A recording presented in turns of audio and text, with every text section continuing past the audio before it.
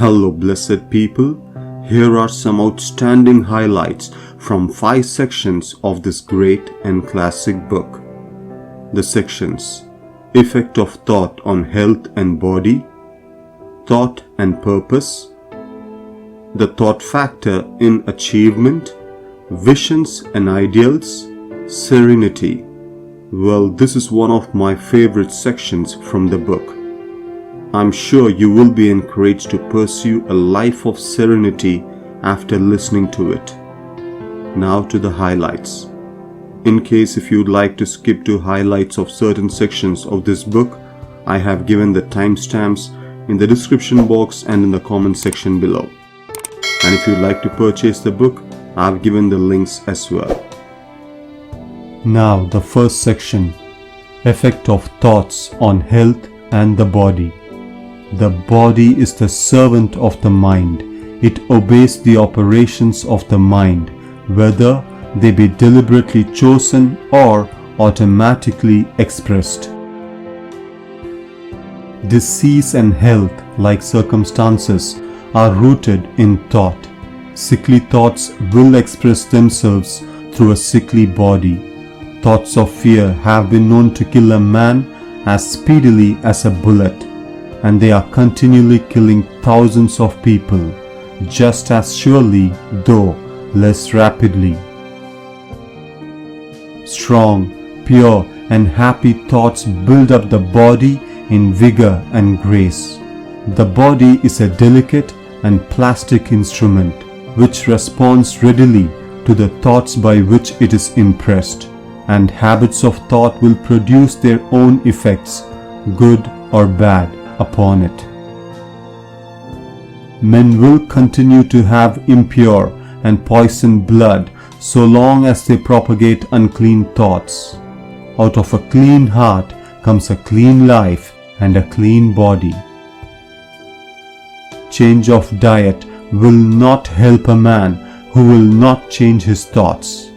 When a man makes his thoughts pure, he no longer desires impure food. If you would protect your body, guard your mind. If you would renew your body, beautify your mind. Thought and purpose. Until thought is linked with purpose, there is no intelligent accomplishment.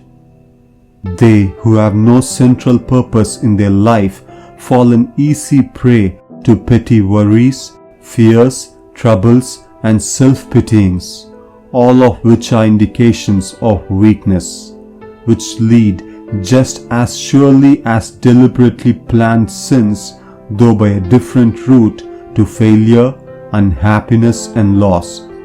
For weakness cannot persist in a power-evolving universe. A man should conceive of a legitimate purpose in his heart and set out to accomplish it. He should make this purpose the centralizing point of his thoughts.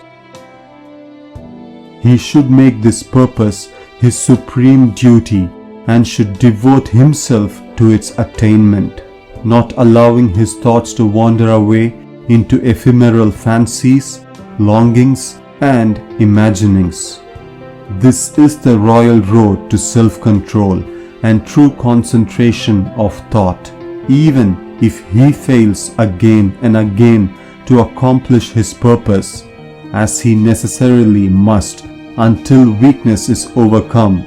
The strength of character gained will be the measure of his true success, and this will form a new starting point for future power and triumph. To put away aimlessness and weakness and to begin to think with purpose is to entertain the ranks of those strong ones who only recognize failure as one of the pathways to attainment, who make all conditions serve them, and who think strongly, attempt fearlessly, and accomplish masterfully. The thought factor in achievement. A man can only rise, conquer, and achieve by lifting up his thoughts.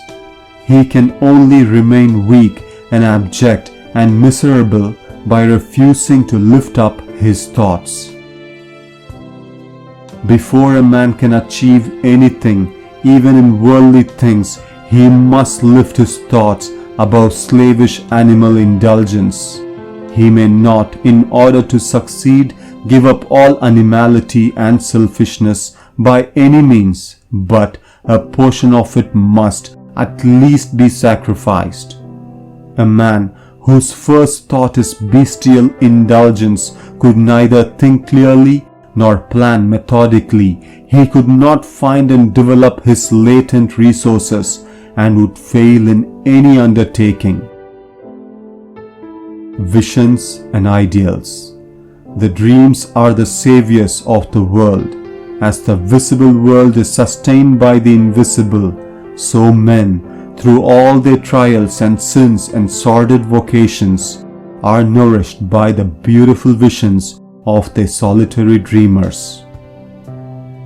He who cherishes a beautiful vision, a lofty ideal in his heart, will one day realize it. Cherish your visions, cherish your ideals, cherish the music that stirs in your heart, the beauty that forms in your mind, the loveliness that drapes your purest thoughts, for out of them will grow all delightful conditions, all heavenly environment. Of these, if you but remain true to them, your world will at last be built.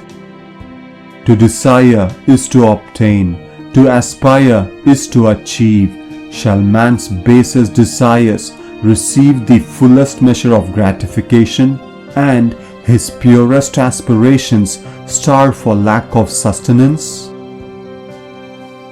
Dream lofty dreams, and as you dream, so shall you become. Your vision is the promise of what you shall one day be.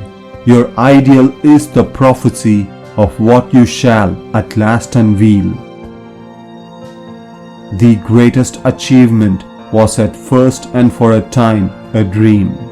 The oak sleeps in the acorn, the bird waits in the egg, and in the highest vision of the soul, a waking angel stirs. Dreams are the seedlings of realities. The vision that you glorify in your mind, the ideal that you enthrone in your heart, this you will build your life by, this you will become. Serenity, calmness of mind, is one of the beautiful jewels of wisdom. It is the result of long and patient effort in self-control.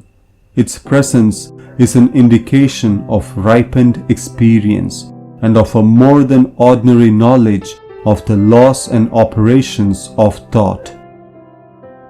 A man becomes calm in the measure that he understands himself as a thought-evolved being, for such knowledge necessitates the understanding of others as the result of thought, and as he develops a right understanding and sees more and more clearly the internal relations of things by the action of cause and effect, he ceases to fuss and fume and worry and grieve, and remains poised, steadfast, serene.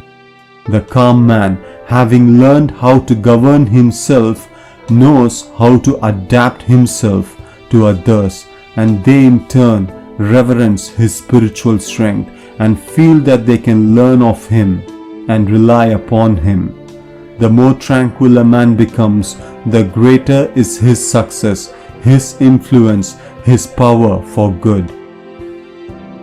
Even the ordinary trader will find his business prosperity increase as he develops a greater self-control and equanimity.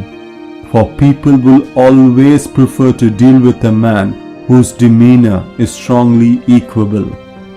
The strong, calm man is always loved and revered.